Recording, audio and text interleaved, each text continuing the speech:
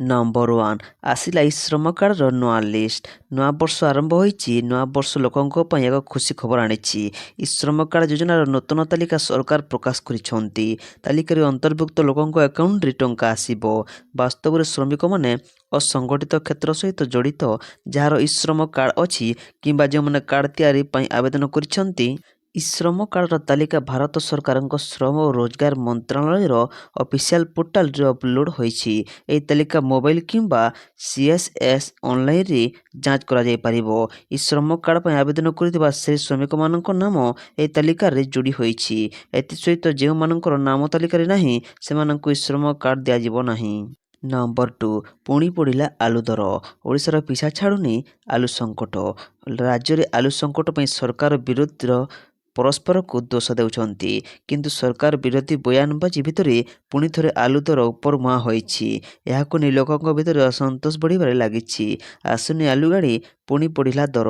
କଟକରେ ଆଲୁ କିଲୋକୁ 40 ଟଙ୍କା ଥିବାବେଳେ ଭୁବନେଶ୍ୱରରେ ଆଲୁ କିଲୋ 40 ଟଙ୍କା ରହିଛି। ନମ୍ବର 3 ସମ୍ବଲପୁର ହେବ ଶିଳ୍ପ ବ୍ୟବସାୟର ପେଣ୍ଠସ୍ଥଳୀ। କେନ୍ଦ୍ର ଶିକ୍ଷାମନ୍ତ୍ରୀ ଧର୍ମେନ୍ଦ୍ର ପ୍ରଧାନ ରବିବାର କହିଛନ୍ତି, ସମ୍ବଲପୁରର ଅପାର ସମ୍ଭାବନାକୁ ଉପଯୋଗ କରି ଜିଲ୍ଲାକୁ ଶିଳ୍ପ ଓ ବ୍ୟବସାୟର ପେଣ୍ଠସ୍ଥଳୀରେ ପରିଣତ କରିବା ପାଇଁ ଆମେ ଯୋଜନା କରିବା ଦରକାର। ସମ୍ବଲପୁରଠାରେ ଚାମ୍ବର ଅଫ୍ କମର୍ସ ବୈଠକରେ ଯୋଗଦେଇ ସମ୍ବଲପୁରରେ ଥିବା ଶିଳ୍ପ ଓ ବ୍ୟବସାୟର ସମ୍ଭାବନା ଉପରେ ଆଲୋକପାତ କରିଛନ୍ତି। ନମ୍ବର 4 3 ଘଣ୍ଟାରେ ପହଞ୍ଚିଯିବେ କାଶ୍ମୀରରେ। ଖୁବ୍ ଶୀଘ୍ର ଲଞ୍ଚ ହେବାକୁ ଯାଉଛି ବନ୍ଦେ ଭାରତ। ଖୁବ୍ ଶୀଘ୍ର ଲଞ୍ଚ ହେବାକୁ ଯାଉଛି ବନ୍ଦେ ଭାରତର ସ୍ଲିପର ଭର୍ଜନ। ଲୋକଙ୍କୁ ସ୍ଲିପର ବନ୍ଦେ ଭାରତକୁ ଉତ୍କଣ୍ଠାର ସହ ଅପେକ୍ଷା ରହିଛି। କୁହାଯାଉଛି କି ଖୁବ୍ ଶୀଘ୍ର ସ୍ଲିପର ବନ୍ଦେ ଭାରତ ରାଜଧାନୀ ଦିଲ୍ଲୀରୁ ଶ୍ରୀନଗର ପାଇଁ ଲଞ୍ଚ କରାଯାଇପାରେ। ଏହି ମଧ୍ୟରେ ଜମ୍ମୁର ଶ୍ରୀନଗର ମଧ୍ୟରେ ବନ୍ଦେ ଭାରତ ଟ୍ରେନର ଟାଇମ୍ ଟେବଲର ଘୋଷଣା ହୋଇଯାଇଛି। ନମ୍ବର 5 ମୁଖ୍ୟମନ୍ତ୍ରୀ ମୋହନ ଚରଣ ମାଝୀଙ୍କ ବଡ଼ ଘୋଷଣା। ଅଦିନିଆ ବର୍ଷା କ୍ଷତି। ଚାଷୀଙ୍କୁ ଦିଆଯିବ 291 କୋଟି। ଅଦିନିଆ ବର୍ଷାରେ 6,66,000ରୁ ଉର୍ଦ୍ଧ୍ୱ ଚାଷୀଙ୍କର କ୍ଷତି ହୋଇଛି। ଆଜି ପାଣି ପଞ୍ଚାୟତ ପକ୍ଷ କାର୍ଯ୍ୟକ୍ରମରେ କିଛି ଏମିତି ଘୋଷଣା କରିଛନ୍ତି ମୁଖ୍ୟମନ୍ତ୍ରୀ। ମୁଖ୍ୟମନ୍ତ୍ରୀ କହିଛନ୍ତି, କ୍ଷତି ଆକଳନ ଆସିଛି। ଏଥିପାଇଁ 291 କୋଟି ଟଙ୍କା ପ୍ରଦାନ କରାଯିବ। ଗତ ବର୍ଷ ଡିସେମ୍ବରରେ ତହାକୁ ତହା 2ଟି ପର୍ଯ୍ୟାୟରେ ଲଘୁଚାପ ଜନିତ ଅଦିନିଆ ବର୍ଷା ଚାଷୀକୂଳର ଅଣ୍ଟା ଭାଙ୍ଗି ଯାଇଛି। ଏଥିସହିତ 2,91,000 ହେକ୍ଟର ଫସଲ କ୍ଷତି ହୋଇଛି। ଏହାକୁ ନେଇ କ୍ଷତିଗ୍ରସ୍ତ ହୋଇଥିବା ଚାଷୀଙ୍କୁ 291 କୋଟି ଟଙ୍କା ସହାୟତା ମିଳିବ। ଏଥିପାଇଁ ପ୍ରକ୍ରିୟା ଆରମ୍ଭ ହୋଇଛି। ଚାଷୀ ନିଶ୍ଚିତ କ୍ଷତିପୂରଣ ପାଇବେ ବୋଲି କହିଛନ୍ତି ମୁଖ୍ୟମନ୍ତ୍ରୀ। ନମ୍ବର 6 ଚୀନର ଫୁଡ୍ ମାର୍କେଟରେ ଭୟାବହ ଅଗ୍ନିକାଣ୍ଡ, 8 ମୃତ। ଚୀନର ଫୁଡ୍ ମାର୍କେଟରେ ଭୟାବହ ଅଗ୍ନିକାଣ୍ଡ। ଦେଶର ଉତ୍ତର ପ୍ରାନ୍ତ ହେବେଇରେ ଏକ ବଜାରରେ ବ୍ୟାପକ ଅଗ୍ନିକାଣ୍ଡ ଘଟି 8 ଜଣ ଜୀବନ୍ତ ଦଗ୍ଧ ହୋଇଛନ୍ତି। ଏଥିରେ 15ରୁ ଅଧିକ ଲୋକ ଆହତ ହୋଇଛନ୍ତି। ନିଆଁ ଏବେ ଭୟଙ୍କର ଥିଲା ଯେ ସାରା ସହର ଆକାଶରେ କଳା ଧୂଆଁ ବ୍ୟାପି ଯାଇଥିଲା। ଚୀନ ଗଣମାଧ୍ୟମର ସୂଚନା ମୁତାବକ ଶନିବାର ଝାଂଜିଆଙ୍ଗୁ ସହରରେ ଏହି ଅଗ୍ନିକାଣ୍ଡ ଘଟିଥିଲା। ସକାଳ 8ଟା 40ରେ ନିଆଁ ଲାଗିଥିବାର ସୂଚନା ମିଳିଥିଲା। 1 ଘଣ୍ଟାର ପରିଶ୍ରମ ପରେ ନିଆଁକୁ ଆୟତ୍ତ କରାଯାଇଥିଲା। ତେବେ କେଉଁ କାରଣରୁ ଅଗ୍ନିକାଣ୍ଡ ଘଟିଲା ତାହା କାରଣ ଜଣାପଡ଼ିନାହିଁ। ସେ ନେଇ ଯାଞ୍ଚ ଚାଲିଛି। ନମ୍ବର 7 ରାଜ୍ୟରେ ବଢ଼ୁଛି ଶୀତ। ଘନ କୁହୁଡ଼ି ପାଇଁ 4 ଜିଲ୍ଲାକୁ ୟେଲୋ ୱାର୍ଣ୍ଣିଂ। ରାଜ୍ୟରେ ଏବେ ଜାରି ରହିଛି ଶୀତର ପ୍ରକୋପ। ଘନ କୁହୁଡ଼ି ସାଙ୍ଗକୁ ପ୍ରବଳ ଥଣ୍ଡା ଅନୁଭୂତ ହେଉଛି। ଖସୁଛି ତାପମାତ୍ରା। ଏବେ ପ୍ରବଳ ଜାଡ଼ରେ ଅସ୍ତବ୍ୟସ୍ତ ହୋଇଛି ଜନଜୀବନ। 2ରୁ 3 ଡିଗ୍ରୀ ସେଲସିୟସ୍ ତାପମାତ୍ରା ବଢ଼ିବ ବୋଲି ପୂର୍ବାନୁମାନ କରିଛି ଭୁବନେଶ୍ୱର ପାଣିପାଗ କେନ୍ଦ୍ର। ଏହାଦ୍ୱାରା ଶୀତରୁ ସାମାନ୍ୟ ଆଶ୍ୱସ୍ତି ମିଳିବାର ସମ୍ଭାବନା ରହିଛି। 9 ତାରିଖ ଯାଏଁ ପାଗ ଶୁଖିଲା ରହିବ। ଆଭ୍ୟନ୍ତରୀଣ ଓଡ଼ିଶାର ବିଭିନ୍ନ ସ୍ଥାନରେ ଶୀତର ପ୍ରକୋପ ଅନୁଭୂତ ହେବ। ଘନ କୁହୁଡ଼ି ପାଇଁ ଆଜି 4 ଜିଲ୍ଲାକୁ ୟେଲୋ ୱାର୍ଣ୍ଣିଂ ଜାରି କରାଯାଇଛି। ଗତ 24 ଘଣ୍ଟାରେ ଫୁଲବାଣୀରେ ସର୍ବନିମ୍ନ ତାପମାତ୍ରା 7.5 ଡିଗ୍ରୀ ରହିଥିଲା। 10 ଡିଗ୍ରୀ ତଳେ ଥିଲା 6 ସହରର ତାପମାତ୍ରା। ଗତ 24 ଘଣ୍ଟା ମଧ୍ୟରେ ସର୍ବନିମ୍ନ ତାପମାତ୍ରା ଫୁଲବାଣୀରେ 7.5 ଡିଗ୍ରୀ ରହିଥିଲା। ନମ୍ବର 8 ଧନୁଯାତ୍ରା ପାଇଁ ଏଣିକି ମର୍ଣ୍ଣିଂ କ୍ଲାସ୍। ବୃହତ୍ ମୁକ୍ତାକାଶ ରଙ୍ଗମଞ୍ଚ ବରଗଡ଼ ଧନୁଯାତ୍ରା ମହୋତ୍ସବରେ ଏଥର ଦର୍ଶକଙ୍କ ଭିଡ଼ ବଢ଼ିବାରେ ଲାଗିଛି। ମହୋତ୍ସବ ସରିବା ପାଇଁ ଆଗକୁ ଆହୁରି 8 ଦିନ ବାକି ରହିଛି। ଫଳରେ ସମ୍ଭାବ୍ୟ ଭିଡ଼ ଏବଂ ଟ୍ରାଫିକ୍ ସମସ୍ୟାକୁ ଦୃଷ୍ଟିରେ ରଖି ବରଗଡ଼ ଜିଲ୍ଲା ଶିକ୍ଷା ବିଭାଗ ଆସନ୍ତା 6 ତାରିଖରୁ 13 ତାରିଖ ପର୍ଯ୍ୟନ୍ତ ମଥୁରା ନଗରୀ ବରଗଡ଼ ସହରରେ ରହିଥିବା ଶିକ୍ଷାନୁଷ୍ଠାନଗୁଡ଼ିକରେ ପାଠପଢ଼ା ସମୟକୁ ପରିବର୍ତ୍ତନ କରିଛନ୍ତି। ଜିଲ୍ଲା ଶିକ୍ଷା ବିଭାଗର ପତ୍ର ସଂଖ୍ୟା 272 ଅନୁଯାୟୀ ଏଣିକି ଏଣିକି ଧନୁଯାତ୍ରା ମହୋତ୍ସବ ସରିବା ପର୍ଯ୍ୟନ୍ତ ବରଗଡ଼ ସହରରେ ଥିବା ସମସ୍ତ ସ୍କୁଲ କଲେଜ ଗୁଡ଼ିକରେ ସକାଳ 8ଟାରୁ ପୂର୍ବାହ୍ନ 11ଟା ପର୍ଯ୍ୟନ୍ତ ଛାତ୍ରଛାତ୍ରୀଙ୍କ ପାଠପଢ଼ା ଚାଲିବ। ଧନୁଯାତ୍ରା ସରିବା ପରେ ପୂର୍ବ ନିର୍ଦ୍ଧାରିତ ସମୟରେ ଛାତ୍ରଛାତ୍ରୀଙ୍କ ପାଠପଢ଼ା ପୁଣି ଆରମ୍ଭ ହେବ। ନମ୍ବର 9 ରାଜ୍ୟରେ ଲାଗୁ ହେବ ଶହୀଦ ମାଧୋ ସିଂ ହାତ ଖର୍ଚ୍ଚ ଯୋଜନା। ଜନଜାତି ବହୁଳ ନବରଙ୍ଗପୁର ଜିଲ୍ଲାରେ ଡ୍ରପ୍ ଆଉଟ୍ର ହାର ଅଧିକ। ସଦସ୍ୟତା ତଥ୍ୟ ଅନୁଯାୟୀ ଜିଲ୍ଲାରେ ବର୍ତ୍ତମାନ ପ୍ରଥମରୁ ଦଶମ ଶ୍ରେଣୀରେ 7,808 ଜଣ ଡ୍ରପ୍ ଆଉଟ୍ ଅଛନ୍ତି। ମୁଖ୍ୟତଃ ଅଷ୍ଟମରୁ ନବମ ଶ୍ରେଣୀ ଓ ଦଶମ ପରେ ଏକାଦଶ ଶ୍ରେଣୀକୁ ଯିବା ସମୟରେ ଟ୍ରାନଜିଟ୍ ସମୟରେ ହିଁ ଡ୍ରପ୍ ଆଉଟ୍ ଅଧିକ ରହେ। ଡ୍ରପ୍ ଆଉଟ୍ ରୋକିବା ପାଇଁ ଜିଲ୍ଲା ଶିକ୍ଷା ବିଭାଗ ପକ୍ଷରୁ ପ୍ରୟାସ କରାଯାଉଛି। ନମ୍ବର 10 ଭାରତର ନୂଆ ଡିଜିଟାଲ ଭବିଷ୍ୟତ ଡାଟା ସୁରକ୍ଷା ପାଇଁ ଏକ ନାଗରିକ କେନ୍ଦ୍ରୀୟ ଦୃଷ୍ଟିକୋଣ। ଯେତେବେଳେ ଆମେ ବିଶ୍ୱର ଭବିଷ୍ୟତ ବିଷୟରେ ଆଲୋଚନା କରୁ ସେତେବେଳେ ଏକ ମାନବ କେନ୍ଦ୍ରୀୟ ଆଭିମୁଖ୍ୟ ସର୍ବାଧିକ ଗୁରୁତ୍ୱପୂର୍ଣ୍ଣ ହେବା ଉଚିତ। ନିକଟରେ ମିଳିବ ଜାତିସଂଘର ଶିଖର ସମ୍ମିଳନୀରେ ଆମର ମାନ୍ୟବର ପ୍ରଧାନମନ୍ତ୍ରୀ ନରେନ୍ଦ୍ର ମୋଦିଙ୍କ ଏହି ବକ୍ତବ୍ୟ ଲୋକମାନଙ୍କୁ ପ୍ରାଥମିକତା ଦେବା ପାଇଁ ଭାରତର ଦୃଷ୍ଟିକୋଣକୁ ପ୍ରତିଫଳିତ କରେ। ନମ୍ବର 11 ଢାବାରେ ବାଘଛାଲ ଓ ଡିଲ୍ ବେଳେ ଚଢ଼ାଉ 7 ଜଣ ଗିରଫ। ଦେବଗଡ଼ ଜିଲ୍ଲା ବାରକୋଟ ବନାଞ୍ଚଳର ଏକ ଢାବାରେ ରବିବାର କଲରାପତରିଆ ଛାଲ ଡିଲ୍ ଚାଲିଥିବା ବେଳେ ବନ ବିଭାଗ ଟିମ୍ ଚଢ଼ାଉ କରିଥିଲା। ଏଥିରେ ସମ୍ପୃକ୍ତ 7 ଜଣଙ୍କୁ ଗିରଫ କରାଯାଇଥିବା ବେଳେ ସେମାନଙ୍କ ନିକଟରୁ ବାଘଛାଲ ସହ 2ଟି ବାଇକ୍ ଓ ମୋବାଇଲ ଫୋନ୍ ଜବତ କରାଯାଇଛି। ଅଭିଯୁକ୍ତମାନଙ୍କୁ ସୋମବାର କୋର୍ଟ ଚାଲାଣ କରାଯିବ ବୋଲି ବନ ବିଭାଗ ପକ୍ଷରୁ ସୂଚନା ଦିଆଯାଇଛି। ବାରକୋଟ ଥାନା ଅଞ୍ଚଳର ରାଜମୁଣ୍ଡା ଗ୍ରାମରେ ଥିବା ରାଜଧାନୀ ଢାବାରେ ଉକ୍ତ ବାଘଛାଲ ଡିଲ୍ ଚାଲୁଥିବା ନେଇ ବନ ବିଭାଗ କର୍ମଚାରୀମାନେ ବିଶେଷ ସୂତ୍ରରୁ ଖବର ପାଇ ଚଢ଼ାଉ କରିଥିଲେ। ନମ୍ବର 12 କାଗଜପତ୍ରରେ ରହିଗଲା କୋଟିଆ ନେଚର କ୍ୟାମ୍ପ ଘୋଷଣା। ତତ୍କାଳୀନ ରାଜ୍ୟ ମୁଖ୍ୟ ଶାସନ ସଚିବ ସୁରେଶ ଚନ୍ଦ୍ର ମହାପାତ୍ରଙ୍କ କୋରାପୁଟ ଜିଲ୍ଲା ଗସ୍ତରେ ଆସି ପଟାଙ୍ଗୀ ବ୍ଲକ କୋଟିଆରେ ନେଚର କ୍ୟାମ୍ପ ପ୍ରତିଷ୍ଠା କରାଯିବ ବୋଲି ରାଜ୍ୟ ସରକାର ଯୋଜନା କରିଛନ୍ତି ବୋଲି ଘୋଷଣା କରିଥିଲେ। 10ଟି କଲେଜ କରାଯିବ। ଜିଲ୍ଲାକୁ ଆସୁଥିବା ପର୍ଯ୍ୟଟକମାନେ ଏହାକୁ ଆସି ରାତ୍ରି ଯାପନ କରିବା ସହିତ ଅଞ୍ଚଳର ଚାଲିଚଳଣି ଲୋକନୃତ୍ୟ ଓ ପରମ୍ପରା ସଂସ୍କୃତିକୁ ପାଖରୁ ଦେଖିପାରିବେ। ନମ୍ବର 13 10 ବର୍ଷ ପରେ ଅଷ୍ଟ୍ରେଲିଆକୁ ଟ୍ରଫି ଉତ୍ସବରୁ ବାଦ୍ ପଡ଼ି ଗାଭାସ୍କର ଯୁବ୍ଧ। ଦ୍ୱିତୀୟ ଦିନରେ 15 ୱିକେଟ୍ ପତନ ସହ ବଢ଼ିଥିବା ଉତ୍କଣ୍ଠା ଭାରତକୁ ଫାଇଦା ଦେଇପାରିଲା ନାହିଁ।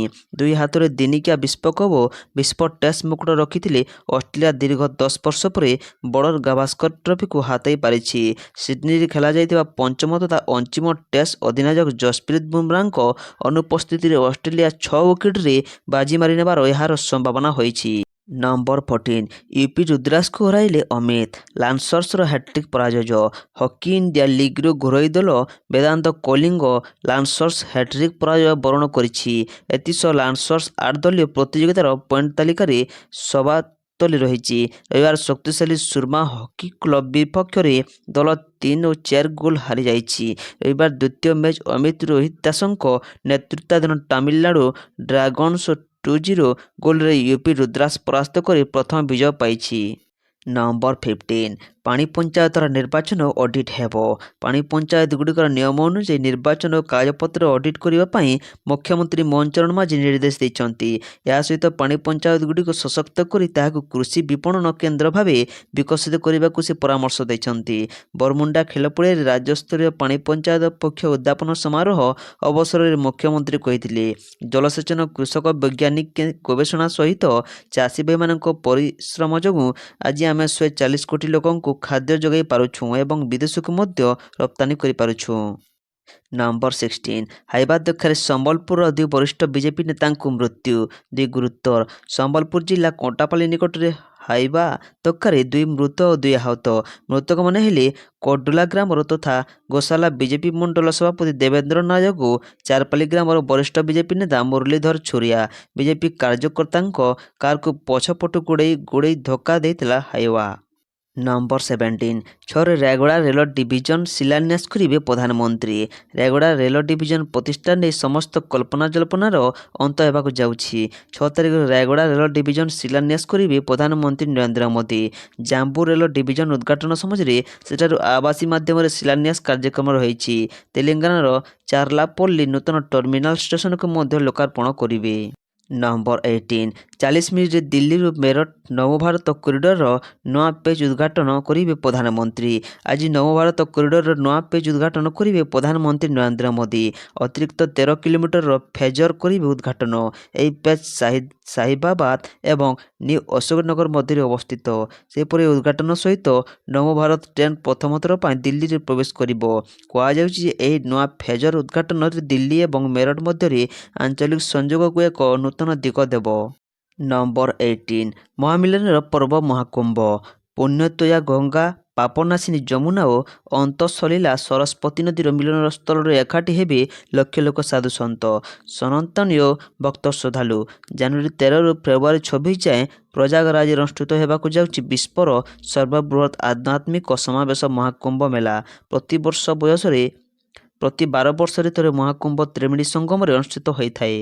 ନମ୍ବର 19 ଚିଲିକାରେ ଗଡ଼ିଲା ଶୀତତାପ ନିୟନ୍ତ୍ରିତ କ୍ରୁଜ୍। ଆରାମଦାୟକ ଯାତ୍ରା କରିବେ ପର୍ଯ୍ୟଟକ।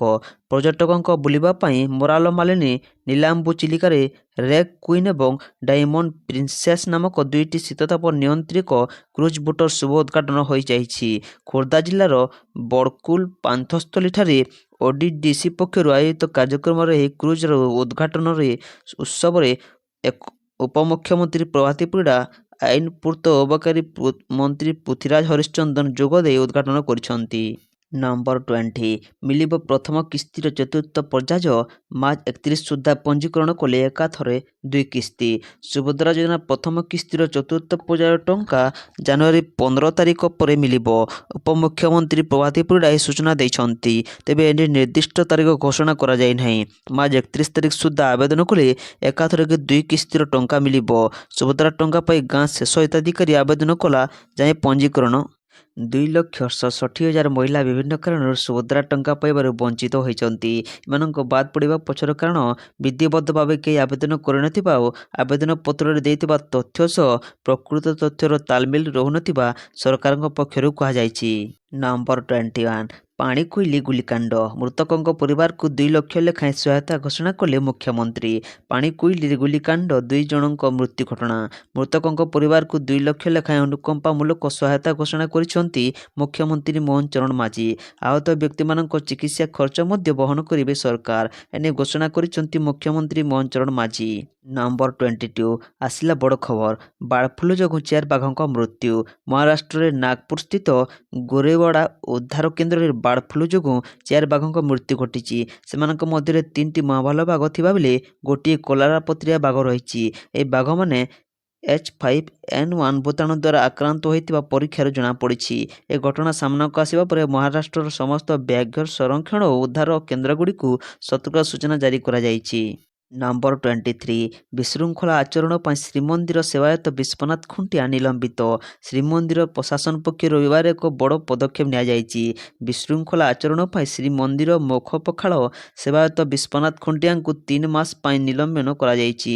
ଶ୍ରୀମନ୍ଦିର ମୁଖ୍ୟ ପ୍ରଶାସକ ଅରବିନ୍ଦ ପାଢ଼ୀ ଏହି ପଦକ୍ଷେପ ନେଇଛନ୍ତି। ଶ୍ରୀମନ୍ଦିର ଭିତରେ ଜଣେ ସେବାୟତଙ୍କୁ ମାରପିଟ ଘଟଣାରେ ଏହି କାର୍ଯ୍ୟାନୁଷ୍ଠାନ ନିଆଯାଇଛି।